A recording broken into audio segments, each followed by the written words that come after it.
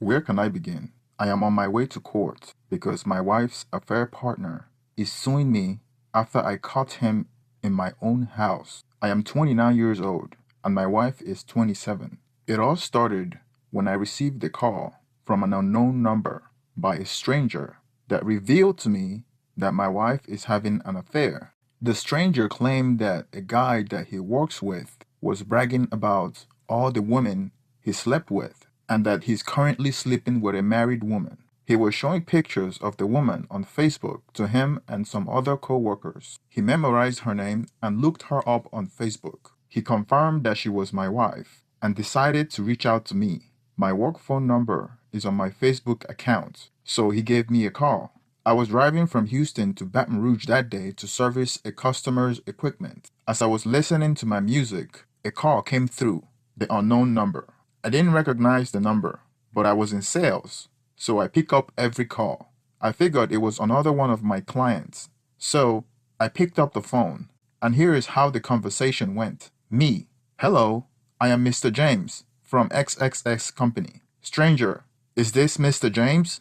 Me: yes, this is Mr. James. How can I help you? Stranger: is your wife's name Kate? Fake name. Me: who is this? Stranger: listen to me. I have something important to tell you that affects your wife. Either you confirm that she's your wife or I will hang up.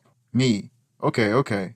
Kate is my wife. Stranger: I have something to tell you about your wife. Believe it or not, your wife is having an affair with my coworker, and he was bragging about it during lunch. Why showing people pictures of your wife? Me: I was quiet and in shock. Stranger: hello, are you there?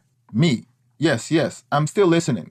Go on. Stranger: there's this guy I work with, and I can't stand him. He was going on bragging during lunch about how he slept with your wife. I am a married man too, and I felt disgusted about that. The details are so disturbing to me and very graphic. The stranger then went on to tell me this one time my wife's affair partner was having excess with her and asked her to call me while he was inside her. She called me on the phone while they continued to have sex, and they laughed at me behind my back.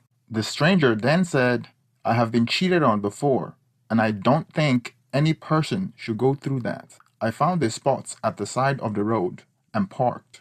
I didn't know if it was a prank call or if it was genuine. The guy sounded hurt and disturbed, so I guess I should believe him.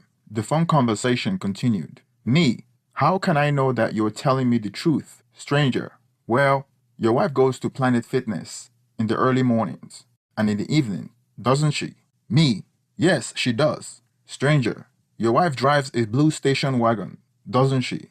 Me: yes, she does. What's your name so I can know who to thank for this helpful information? Stranger: you don't need to know my name. In fact, you should thank me by not mentioning how you find out, because I may get in trouble.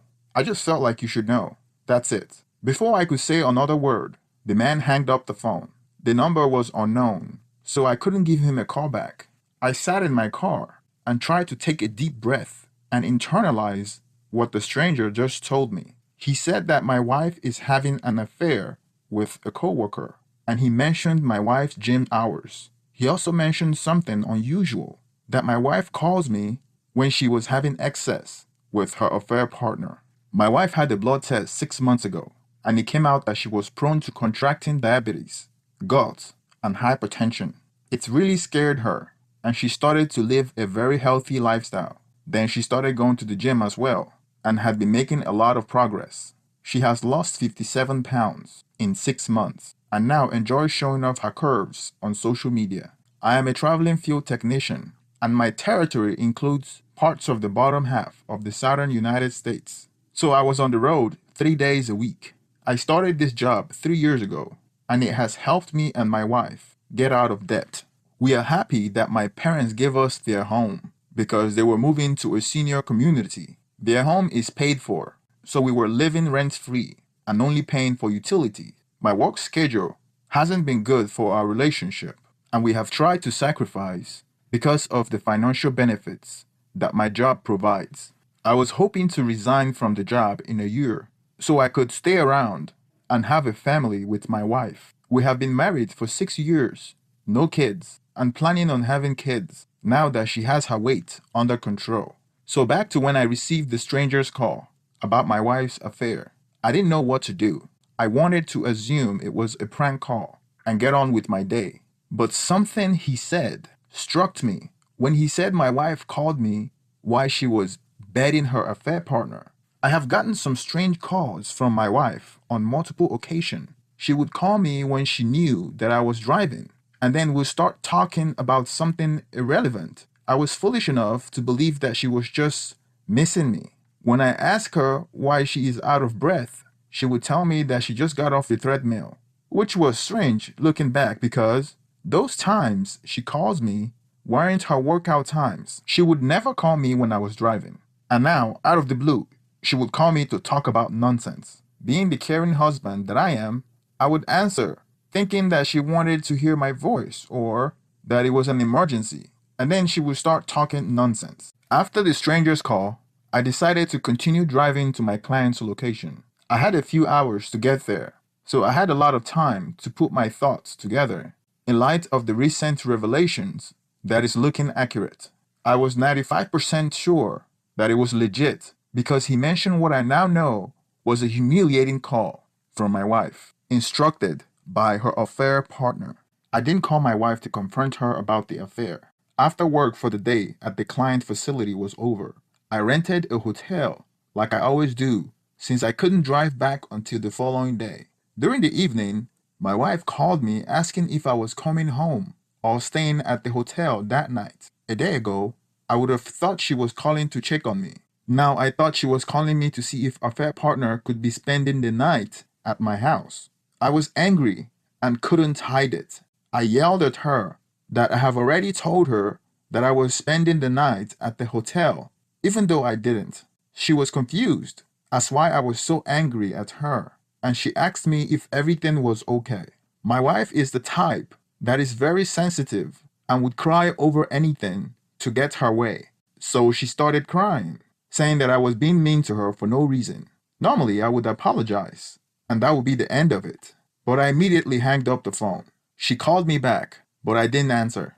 I sent an email to my boss that evening that I will be taking 2 days off for a family emergency. I didn't expect him to respond till the following day. Before I went to bed that night, I checked my email, and someone with a fake account sent me a picture of a man through Facebook with his name typed below the picture, and a note saying that this man was the man my wife was having an affair with. He also wrote down the name of the guy, the affair partner. I looked up my wife's alleged affair partner on Facebook. I saw pictures he took while working out at the gym, the same gym my wife goes to. He also enjoyed posting pictures of his car. He had one of my favorite cars, my dream car actually, a 1967 Chevrolet Corvette. The car was a rebuild, and at this point, I would exchange the car for my cheating wife if he was willing to trade. I hated this guy. I was jealous of him. So this is the type of guy my wife wanted? He's much bigger and better looking than me. He drove my dream car. Now, maybe sleeping with my dream wife. You could tell by how much he brags about his car that he was a total meathead that spends his life savings on a car so he could get girls. Well, it is working for him. My boss couldn't give me the approval to take some days off the following day because he couldn't find someone to cover for me. I drove to another client's place the following day for work. My wife called me and I was much calmer. I told her that I was having a bad day, which was why I yelled at her. She expected me to apologize like before, but I never did. I was able to get some time off work. So I went home and told my wife that I would be traveling for work again. Long story short, I rented a car so my wife wouldn't identify my car, and I followed her to the gym in the morning. When she left home, I followed her without her knowing. Her workout partner was her affair partner, and I saw her through the glass window of the gym, working out with her affair partner. Then in the evening, since she thought I was in another city, she invited him to my house. The affair partner drove his 1967 Chevrolet Corvette and parked in my driveway like he owns the place. I was thinking about going inside and busting them together, but I had a better idea. That cocky SOB parked in my driveway like he owns the place. Then I made the decision to demolish his car. I turned around and went to the Walmart next to my house and bought a metal baseball bat and a kitchen knife. I came back hoping that he was still in my driveway. Sure enough, he was trying to spend the night. It was almost dawn when I started slashing his tires and damaging his wheels, then both headlights and brake lights. Then I broke his driver's and passenger side windows, both mirrors and windscreen. Then I damaged the driver's side door and the hood badly with my baseball bat. I was working on demolishing his trunk when he finally came out of my house, where he was probably banging my wife, to confront me. He must have heard the sound of his car while it was being demolished with my metal baseball bat. He tried to fight me, and I swung the baseball bat at him, and he ran back to my front porch and grabbed some rocks on the front porch and started hauling rocks at me. That was when I noticed that my wife was out of the house and screaming, while the neighbors gathered around to watch the demolition derby. One of the stones the affair partner was throwing hit me, and I ran for my life behind a car parked on the street. He tried to take off with his car, but he couldn't open the driver's side door because it was completely totaled. His once beautiful 1967 Chevrolet Corvette looked like a junkyard car we used for target practice. He finally entered through the roof and was trying to start the ignition and cranking up the engine when I came out of my hiding place, swinging my baseball bat to finish what I had started. I didn't swing at him. I don't want to murder anyone, not for her. I was trying to destroy his car instead of hurting him. There was chaos everywhere. My wife was crying. My neighbors were gathering, and I started to demolish his car again while he was in it. The next thing I knew, he was on top of me, beating me up. He was much bigger than me, so he took me down. Then all of a sudden, the police showed up and rescued me. He got detained and was placed at the back of a police car. The police pulled me and my wife aside as they tried to collect a statement. I told the police that he was an intruder and I was trying to protect my wife. I looked at my wife when I said that, and she was initially confused, but then she backed me up. Even the police were confused about the whole situation. They knew that there was more to the story, but they saw him when he was on top of me, assaulting me, punching me when they got there. So I was in front of my house, and he is the intruder and the aggressor. So you could see why he was arrested and charged. He was the only one that doesn't belong there. He was taken to the police station and was released after 4 days. Before then, the police had already towed and seized his once beautiful 1967 Chevrolet Corvette to the junkyard for some sort of evidence. When we returned inside the house, my wife had already lost her voice from yelling and crying earlier. She apologized to me in a raspy voice that she is sorry and it was a mistake. I told her to save her voice because we're going to get a divorce. I called my parents and told them what happened and that we were getting divorced. But my parents tried to convince me to work things out because my mom is very close to my wife. I tried to explain to them what she had done, but it seemed like what they wanted us to do was to go to therapy. My mother used to say that my wife reminded her of my younger sister that passed away, and she took my wife as her own daughter. I don't want to get into details about how the affair damaged my relationship with my mother and father. My father had no backbone to be a man and stand up for me or his dignity, and he took my wife's side because of my mom.